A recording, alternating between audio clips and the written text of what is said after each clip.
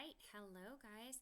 So today, this week, I thought I would just do kind of a quicker lesson. Some of our lessons have been a little bit long, so I just thought I'd make this short and sweet, but I feel like is really important because this week and next week we're going to kind of be hitting on writing a little bit because I feel like that's a strength that needs to be developed and developed over time, and right now is a great time to build some foundational skills. So, what we're going to talk about today, obviously, as you can see the screen, are semicolons. They're really important and they just kind of really take your sentences to the next level. Okay, so what I kind of mean by that is you could use just the plain old commas, but a lot of people use commas incorrectly, and maybe we'll do a whole other lesson just about commas. But also a lot of people do like run-on sentences, etc. So I think semicolons are nice, and obviously when you're writing in like state test and standardized testing and in situations like that, if you use a semicolon correctly, it's going to identify you as an effective writer because and it just kind of shows a different style. It's kind of hard to say.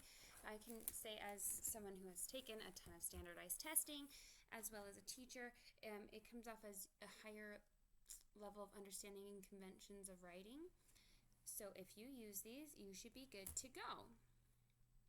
Now, I always joke around that a semicolon is like if a period and a colon had a baby, it would be a semicolon because it's not quite a list per se, and it's not quite a period, but it's more of a pause and you're joining two different thoughts together. So let's get into that.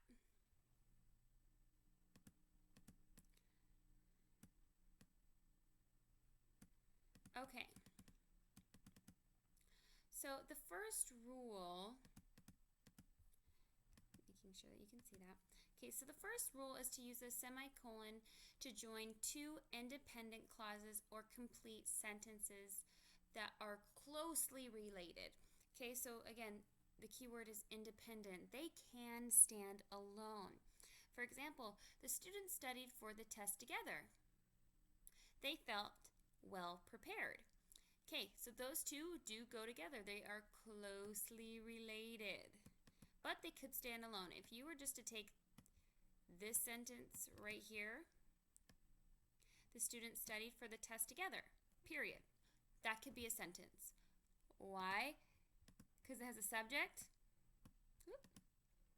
which would be students, and a verb. What are they doing? They're studying. And then the rest is a predicate. This can stand alone. And also, they felt well prepared. Same sort of situation. There's a subject, a verb, and a predicate. It can stand alone, but if you use a semicolon, it can join them together. So you're kind of switching it up so you're not just using periods all the time. Or, the building will be closed for the holiday, semicolon. It will reopen on Tuesday. What will reopen? It will. What will be closed for the holiday? The building. Two independent clauses or complete sentences, but they are closely related. So instead of using a period, throw in a semicolon in there. It switches things up. Okay, so here's an incorrect way to use it. The distances to the library is about 2 miles, semicolon, and there are wide bike lanes along the route. Okay, you can't use a semicolon in this instance. Why? The clause after the semicolon is not independent, so a comma should separate the two clauses. Okay, this right here, sorry, I keep doing that, cannot stand alone.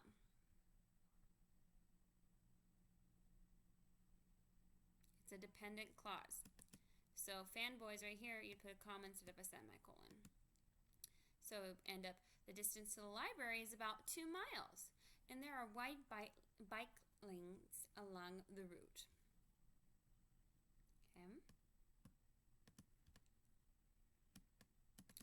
Okay, rule number 2. Making sure you guys can see this. Use a semicolon with two complete sentences joined by a transitional expression, which functions as a conjunctive adverb. such as however, furthermore, therefore, for example, or consequently. Those are examples of conjunctive adverbs. Like if you ever heard the song Conjunction, Junction, what's your function? They join these sentences together. Okay, this is my favorite example of how to use a semicolon, and I personally use these all the time in my writing. So here's an example.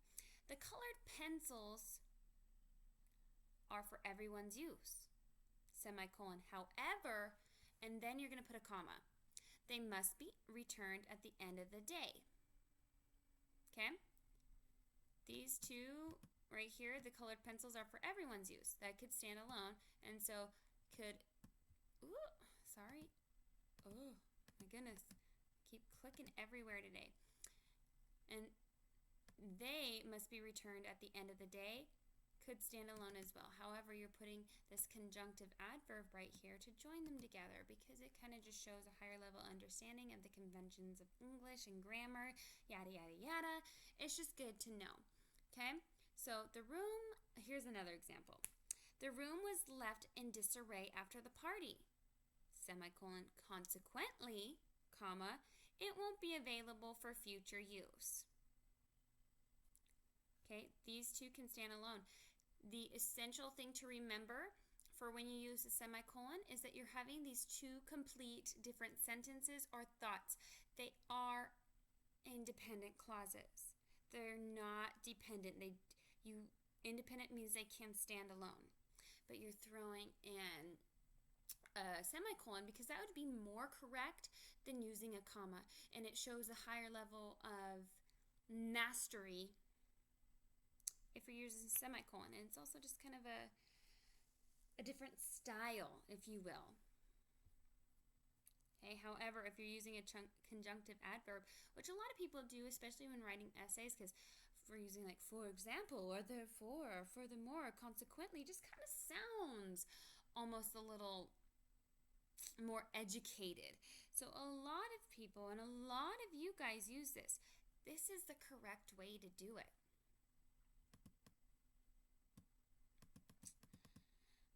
Okay, are the incorrect ways to use this when you're using conjunctive adverbs. Okay, the chairs are available in many patterns. For example, plaid, paisley, stripes, and polka dots. You can't do that, okay, because both clauses must still be independent to use a semicolon. We just talked about that. They have to be independent. They have to be able to stand alone before you can join them with the semicolon. That's why I kind of said it's like if a semicolon and a colon had a baby, it would be the semicolon, okay? And you'll understand the colon part in a minute. But the period part does come into play right here because they have to be able to stand alone.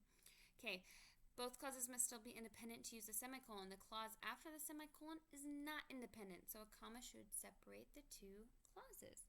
So it really should look like the chairs are available in many patterns. For example, plaid,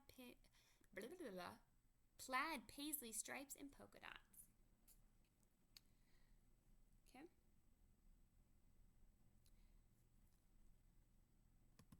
And why you would use commas, again, because right here is a dependent clause. This could not stand alone. That's not a sentence. There's no subject, verb, or predicate. Okay, here's rule number 3, and this is where I say, this is kind of where if this period and a colon had a baby, it would be a semicolon, and this is where the colon part comes to play. Okay, third rule. Use a semicolon to divide items in a series when one or more of the items contains commas. Okay, so what do I mean by that? The socks are on sale are the striped ones with the following colors. Colon. Because we use colons in lists, right? Red, orange, and brown. Semicolon. Blue, green, and purple. Semicolon. And black, white, and gray. Okay, so you might be confused because I know when I was younger, I'd be like, why do I have to use it this way? These are all different colored socks. No, they are not. Keyword, sorry guys, I keep clicking that. Striped. So red, orange, and brown describes one sock. But you're using a semicolon to divide these because of how many commas are being used. It's just a different way to separate it and to chunk it so that your brain can understand, and in your writing we can understand that you are doing a list that's a little bit more. Like, for example, these socks, we're listing off different colors, and there's a lot of different commas. You're going to get confused. Okay? Here's another example. Essential items to add to the list for the camping trip are water purifier in case a fresh water source is not available, semicolon, sorry. Flint waterproof matches or magnesium fire starter, semicolon. Sunscreen SPF or higher, semicolon, and bug spray. Why are you using a semicolon? Because these are kind of different thoughts and they're still dependent upon each other, but you're just kind of separating them because it's longer than a normal list. Okay, right here we're just talking about simple water purification, but it's still part of the list, so you're going to do a little semicolon right here. The Flint waterproof matches or magnesium fire starter all kind of go into one because it's talking about starting a fire. So you'd separate that chunk or that section off with a semicolon. And the sunscreen SPF or 30 or higher, that's again just talking about sunscreen. You're going to separate that off from the list. And last but not least, bug spray. You just have to continue with that semicolon because it's a pattern and you can't just randomly put in a comma right there, or else we're going to assume that you're chunking the bug spray in with the SPF 30 or higher. Okay, here is an incorrect way to use it. The faculty at the lake rents water sports equipment such as kayaks, canoes, and stand-up paddleboards. You're not going to be using semicolons right here. Why? Because commas are used in lists of simple items. Just like this. These are simple, simple, simple, simple. Okay, so the faculty at the lake rents water sports equipment such as kayaks, comma, canoes, comma, and stand-up paddleboards. That would be the correct way to do it. You're not going to use semicolons in this instance. Do you guys see how they're different? This is more of like you're still listing things out, but you're grouping them together, and you're going to separate those groupings by semicolons instead of commas, because it's almost like commas are so little they can't handle the weight, but semicolons are a little bit heftier and they can handle that weight. Okay, here's another incorrect way to use it. The available ice cream combinations are raspberry chocolate and graham cracker, vanilla cookie crumbs, and caramel and pineapple coconut and pecan. Okay, again, this is all kind of getting confusing. You're like, whoa, whoa, whoa, whoa. What's together? What's not together? Okay, when one or more of the items in a list contains commas, use a semicolon to separate the items to avoid confusion. Again, these little baby commas can't handle the weight. You're going to use heftier semicolons in lists like this when you're grouping things together. Okay, the available ice cream combinations are raspberry chocolate and graham cracker, semicolon. Oh, much easier to understand. This is one grouping. Vanilla cookie crumbs and caramel. That is another grouping. Semicolon. Pineapple, coconut, and pecan. That is another grouping. Pecan, however you say it. I'm hoping this makes sense. And again, like I always do, I will upload it in Odysseyware. I know that we've been having some troubles kind of viewing that. I'm not 100% sure why, but this again is another great reason why I kind of do YouTube videos, so you can go back and look at these and pause them at whatever times you may need. And if you feel like you want to print this out and have it on your person, you can pause the video, screenshot it, and print it if for some reason you can't get it on Odysseyware, or you can just email me individually and I'll send it to you there. Okay.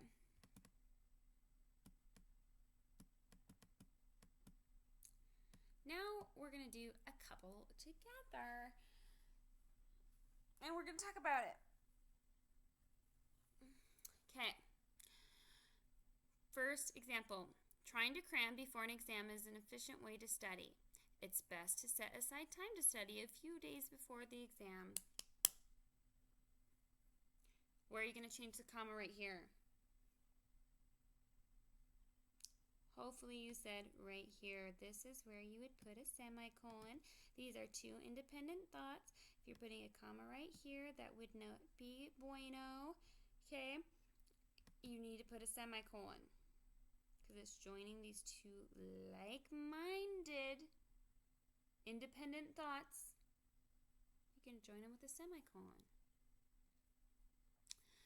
Okay.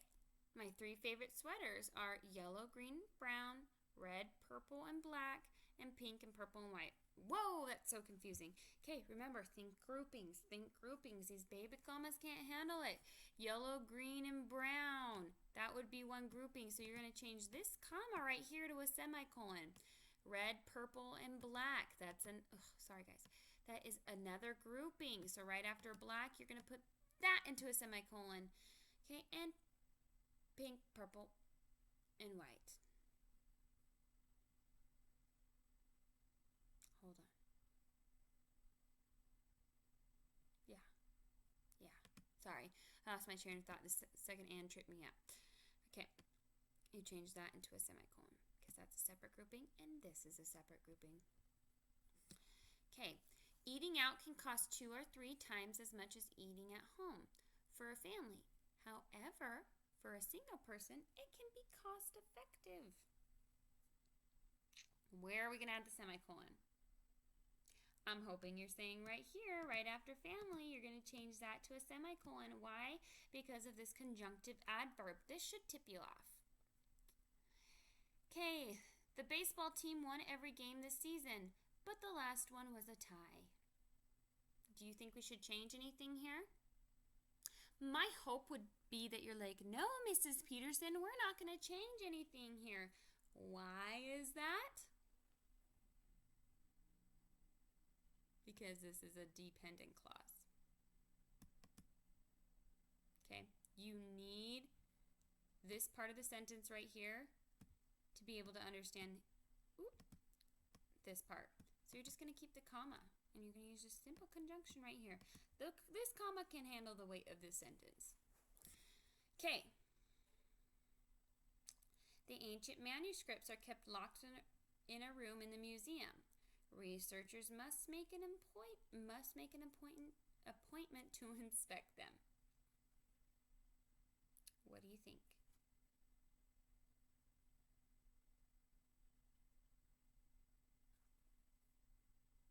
Semicolon? Yep. Okay, don't open the gate. The sign says beware of dog. What are you going to do? You're going to leave it. No, you're going to put a semicolon. Sorry, sometimes I get tripped up too, and it has been a very long day, and when I am recording this, it's really late at night. So, excuse me. Now this one, my favorite kind of pizzas are pepperoni, Canadian bacon, and pineapple and sausage. What are you going to do? You're going to put a semicolon right here. Why? Because this Canadian bacon and pineapple is going to tip you off because these are together. Okay, so you're going to do semicolon and semicolon just simply because of this list right here. These semicolons need to hold this sentence up a little bit. Although we started early, comma, we didn't finish until almost midnight. What are you going to do? You're going to leave this sentence. Why? Because this is an independent or a dependent clause. You need this half of the sentence to understand, for this part of the sentence to make sense. Okay, adopting a dog from a shelter is a good thing to do. It is also a lot of responsibility. I'm going to let you guys think about that one and not answer it. And if you want to even play a little game, you can leave what you think the right answer is in the comment section. Okay, the blood test showed the patient had high cholesterol levels. Therefore, the doctor recommended medication and a diet change. This one's pretty simple. This therefore should tip you off, this conjunctive adverb. Do a semicolon right here. Okay. So that's pretty much it for semicolons. And I do believe that is the key right there. So please leave me what you think the answer is in the comment section. It would be interesting to see how much you have learned so far. And I'm hoping these comma rules, or semicolon rules, excuse me, make a little bit more sense to you and that you can start using them more in your writing. Again, as I have introduced this lesson to you, you should be starting to implement these into your lessons now. Keyword. What should the keyword be this week? What should the keyword be this week?